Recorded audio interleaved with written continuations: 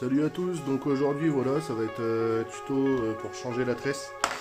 Donc moi j'ai déjà vidé la bobine, puis je vais vous faire voir vite fait comment il faut bien enrouler sa tresse et bien la préparer avant de la mettre sur bobine. Donc dans un premier temps, voilà, moi je suis avec la J-Braid en 8. Bien la laisser tremper. Moi ce que je conseille c'est la laisser tremper au moins une demi-heure avant, donc qu'elle soit trempée. C'est une tresse hyper fine celle-ci, comme vous pouvez le voir. Donc sur les combats, c'est mouliné, desserré au maximum. Puis on laisse faire le poisson qui se fatigue un petit peu. Donc pour le nœud, donc ne pas oublier de passer sur le premier anneau de sa canne pour avoir quand même que le fil soit correctement passé. Donc pour le nœud, beaucoup diront de mettre du nylon sur la bobine au début. Moi, j'en ai jamais mis et j'ai jamais été embêté. Donc, premier nœud, hop, n'hésitez pas à garder quand même assez de longueur. On refait un ou deux tours. Et pour celui-ci, on fait un nœud cuillère. Donc, une boucle comme ça, comme ceci. La boucle, et avec l'excédent, je vais faire 3-4 tours autour de l'ensemble.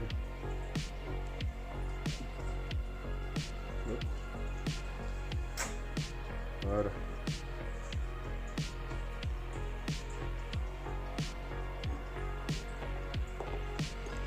Hop, une fois que c'est fait, on vient serrer.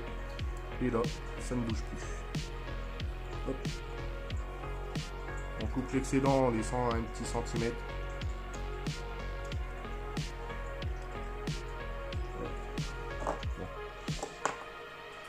Je vais vous le faire rebriquer. Donc, je laisse un petit peu de marge au cas où si le nœud vient à se desserrer. Bon, il y aura quand même de la marge avant ça.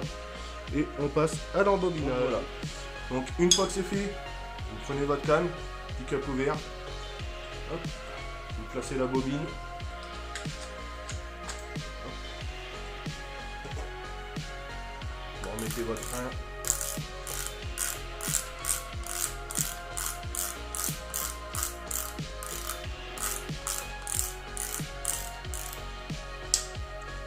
Fermez le pick-up. J'ai oublié d'ouvrir la manivelle. Et hop. Bon, c'est un canon rétractable, donc je le déplie et on va pouvoir commencer. Donc vous avez le moulinet comme ça, vous prenez votre tresse, vous la calez avec vos deux doigts pour garder une légère tension et la bobine toujours dans l'eau. Donc vous allez entendre le bruit d'eau. Et là on enroule en gardant une légère tension. Il faut bien faire attention de ne pas laisser trop de tension. Sinon c'est un coup à se couper les doigts. Et voilà, on envoie. Et on remplit le moulinet.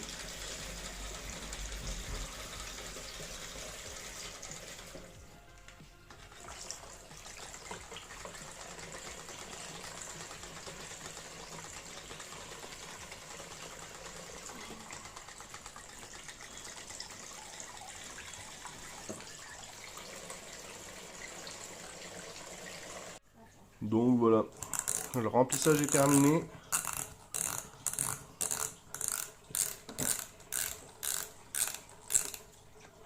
Là.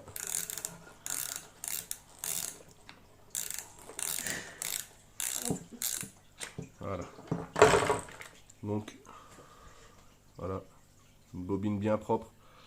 Donc ce que je conseille, c'est ne pas trop remplir. Je conseille de 1 à 2 mm à la bordure. Voilà. Que ça dépasse pas, que ça fasse pas un boudin. Donc là on est quand même assez propre. Donc c'est un moulinet qui est neuf. Il a pêché en nylon, mais la bobine alu n'avait toujours pas été montée. Donc ce que je conseille aussi, c'est une fois arrivé sur le poste, bon, la bobine est déjà quand même assez dure, mais mettez un beau plomb, un plomb histoire de taper du 110-120 mètres Vous faites quelques lancers, lancer, ramener, lancer, ramener. Ça évitera que votre tresse fasse des perruques ou sinon vous le verrez dès le départ. Même si la tresse a un défaut, ça peut arriver, ça m'est déjà arrivé. N'hésitez pas à faire quelques lancers bien appuyés.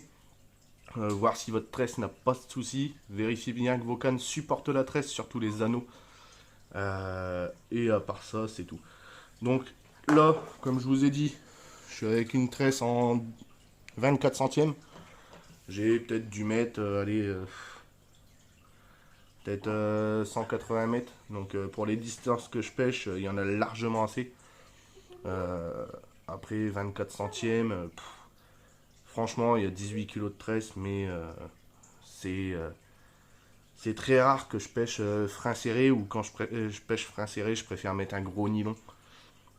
Un gros nylon du 35-37 centièmes.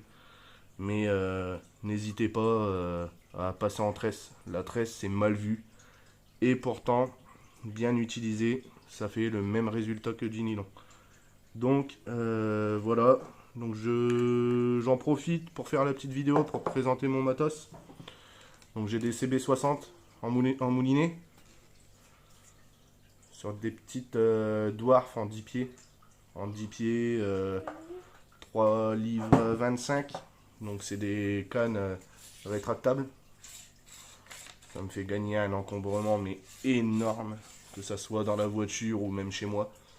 J'arrive sur des cannes repliées qui font 1m02, 1m03, un truc comme ça. Donc c'est très très intéressant pour celui qui n'a pas de place ou qui n'a pas envie de s'encombrer en pêche. Moi j'ai choisi les CB60 parce que Okuma, franchement, c'est une marque que j'apprécie. C'est des moulinets robustes, comme tous les moulinets, si on les entretient. Pareil, j'essaierai de vous faire une vidéo sur l'entretien des moulinets. Donc comment graisser son moulinet, comment vérifier tous les serrages.